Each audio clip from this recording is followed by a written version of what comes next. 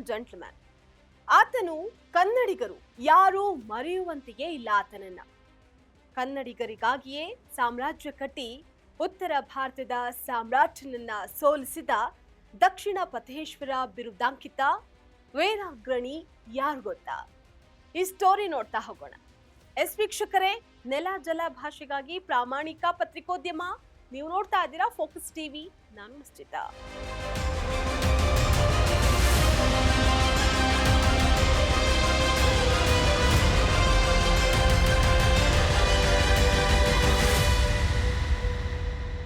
ಕರ್ನಾಟಕದ ಹೆಮ್ಮೆಯ ಸಾಮ್ರಾಜ್ಯ ಬಾದಾಮಿ ಚಾಲುಕ್ಯರು.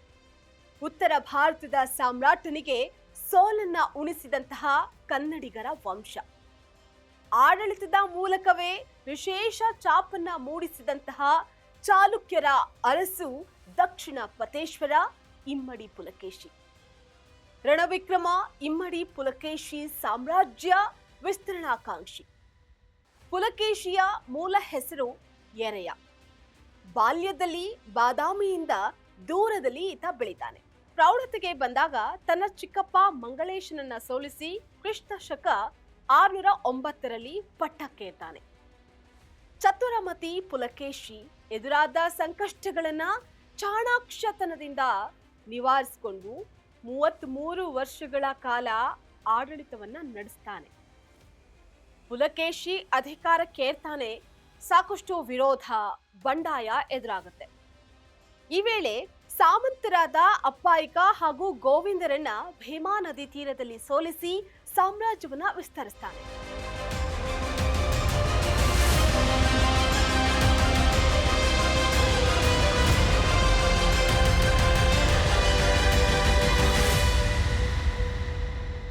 ಇಮ್ಮಡಿ ಪುಲಕೇಶಿಗೆ ತಮ್ಮ ಕುಬ್ಜ ವಿಷ್ಣುವರ್ಧನ ಸೈನ್ಯದ ಸಾರಥ್ಯವನ್ನ ವಹಿಸ್ತಾನೆ.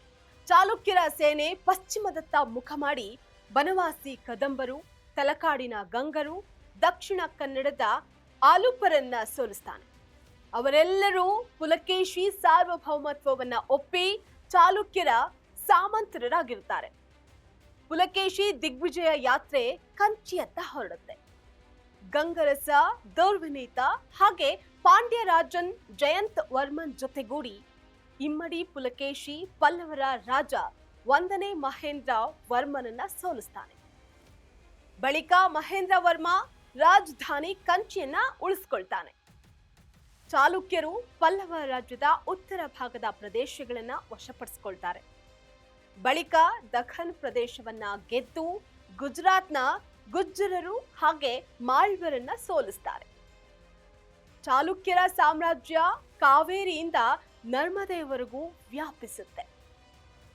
ಕುಬ್ಜ ವಿಷ್ಣುವರ್ಧನನನ್ನ ವೆಂಗಿ ರಾಜನನ್ನಾಗಿ ಮಾಡುವಂತಹ ಪುಲಕೇಶಿ ಚಾಲುಕ್ಯರ ಶಾಖೆ ವೆಂಗಿಯಲ್ಲೂ ವಿಸ್ತಾರಗೊಂಡು ಮುಂದೆ ವೆಂಗಿ ಚಾಲುಕ್ಯ ವಂಶ ಉದಯವಾಗುತ್ತೆ.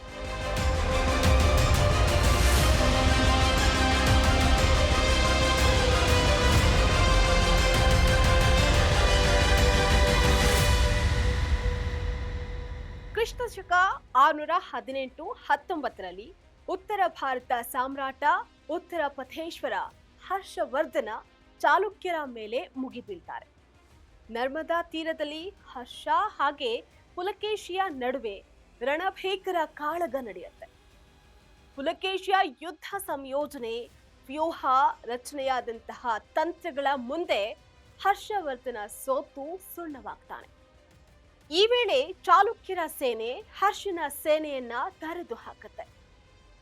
ಇದನ್ನೆಲ್ಲ ಕಣ್ಣಾರೆ ಕಂಡಂತಹ ಹರ್ಷವರ್ಧನ ಪುಲಕೇಶಿಯನ್ನ ಸೋಲಿಸೋದಕ್ಕೆ ಸಾಧ್ಯ ಇಲ್ಲ ಅನ್ನುವಂಥದ್ದನ್ನ ಆತ ಅರಿತಾನೆ. ಬಳಿಕ ಆತನೊಟ್ಟಿಗೆ ಯುದ್ಧ ಸಂಧಾನವನ್ನ ಮಾಡಿಕೊಳ್ತಾನೆ. ಹರ್ಷನೇ ಸಂಧಾನಕ್ಕೆ ಬಂದಾಗ ಪುಲಕೇಶಿ ಆತನನ್ನ ಗೌರವಿಸಿ ಸ್ವಾಗತಿಸ್ತಾನೆ. ಇದು ಪುಲಕೇಶಿ ರಾಜತಾಂತ್ರಿಕ ನಡೆಗೆ ಸಾಕ್ಷಿಯಾಗುತ್ತೆ. ಈ ವೇಳೆ ಹರ್ಷವರ್ಧನ ತಾನೆಂದು ದಕ್ಷಿಣದ ಕಡೆಗೆ ಬರೋದಿಲ್ಲ ಅಂತ ಹೇಳಿ ಇಮ್ಮಡಿ ಪುಲಕೇಶಿಗೆ ದಕ್ಷಿಣ ಪಥೇಶ್ವರ ಅನ್ನುವಂತಹ ಬಿರುದನ್ನ ನೀಡ್ತಾನೆ.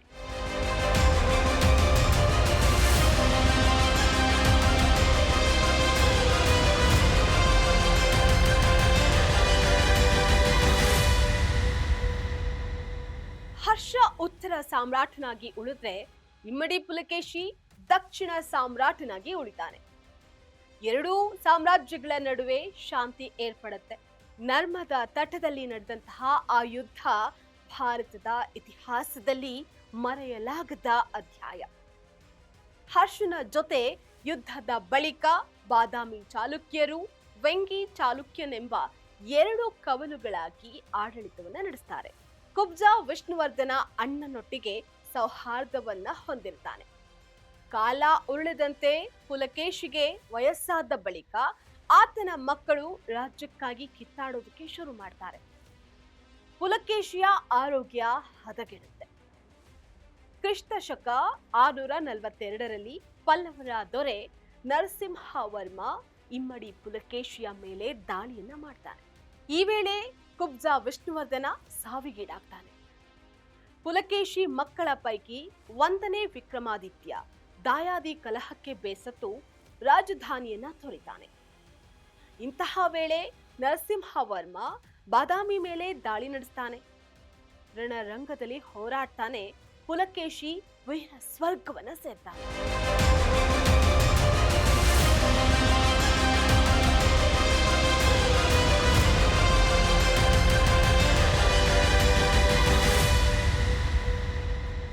ಪುಲಕೇಶಿ ಸಾವಿನ ಬಳಿಕ 13 ವರ್ಷಗಳ ಕಾಲ ಪಲ್ಲವರ ಸೇನೆ ಬಾದಾಮಿಯಲ್ಲೇ ಉಳಿಯುತ್ತೆ. ಕ್ರಿಸ್ತ ಶಕ 609ರಿಂದ ಆರಂಭವಾದ ಚಾಲುಕ್ಯರ ಸುವರ್ಣ ಯುಗ ಕ್ರಿಸ್ತ ಶಕ 642ರಲ್ಲಿ ಕೊಂಚ ಮಸುಕಾಗತ್ತೆ. ಪುಲಕೇಶಿ ಗಂಗರು ಹಾಗೆ ಆಲೂಪರೊಟ್ಟಿಗೆ ವಿವಾಹದ ಸಂಬಂಧವನ್ನ ಹೊಂದಿದ್ದ. ಇನ್ನು ಪುಲಕೇಶಿ ಉತ್ತಮ ಆಡಳಿತಗಾರ. ಆತನ ಸೇನೆಯಲ್ಲಿ ನಿಪುಣ ಯೋಧರೂ ಇದ್ರು.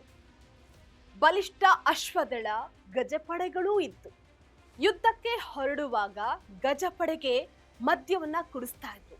ಸಮರ್ಥ ನೌಕಾಪಡೆ ಇದ್ದಿದ್ರಿಂದ ಚಾಲುಕ್ಯರು ರೇವತಿ ದ್ವೀಪ ಆಳ್ತಾ ಇದ್ರು ಅಂತ ಚೀನಿ ಯಾತ್ರಿಕ ಹ್ಯುಯಾನ್ ಸ್ಯಾಂಗ್ ದಾಖಲಿಸ್ತಾನೆ. ರಾಷ್ಟ್ರಕೂಟರ ಶಾಸನವೊಂದು ಚಾಲುಕ್ಯರ ಸೇನಾ ಬಲವನ್ನ ಕರ್ನಾಟ ಬಲ ಅಂತ ಉಲ್ಲೇಖ ಮಾಡುತ್ತೆ. ಕ್ರಿಸ್ತ ಶಕ 655ರಲ್ಲಿ ಪುಲಕೇಶಿ 3ನೇ ಮಗ 1ನೇ ವಿಕ್ರಮಾದಿತ್ಯ ಪಲ್ಲವರನ್ನ ಹೊಡೆದುರುಳಿಸಿ ಬಾದಾಮಿ ವಶಕ್ಕೆ ಪಡಿತಾನೆ. ಆತ ಪುನಃ ಚಾಲುಕ್ಯರ ಆಧಿಪತ್ಯ ಪುನರ್ಸ್ಥಾಪಿಸುತ್ತಾನೆ. ಹೇಗೆ ಕರ್ನಾಟಕದ ಇತಿಹಾಸದಲ್ಲಿ ದಕ್ಷಿಣ ಪಥೇಶ್ವರ ಇಮ್ಮಡಿ ಪುಲಕೇಶಿಯ ಚರಿತ್ರೆ ದಾಖಲಾಗಿದೆ. ಇದಾಗಿತ್ತು ಇವತ್ತಿನ ಫೋಕಸ್ ಸ್ಪೆಷಲ್ ಸ್ಟೋರಿ. ಮತ್ತಷ್ಟು ಇಂತಹ ಸ್ಪೆಷಲ್ ಸ್ಟೋರಿಯೊಟ್ಟಿಗೆ ನಾನು ನಿಮ್ಮನ್ನ ಭೇಟಿ ಮಾಡ್ತೀನಿ. ನೋಡ್ತಾ ಇರಿ ನೆಲ ಜಲ ಭಾಷೆಗಾಗಿ ಪ್ರಾಮಾಣಿಕ ಪತ್ರಿಕೋದ್ಯಮ ನಿಮ್ಮ ಫೋಕಸ್ ಟಿವಿ.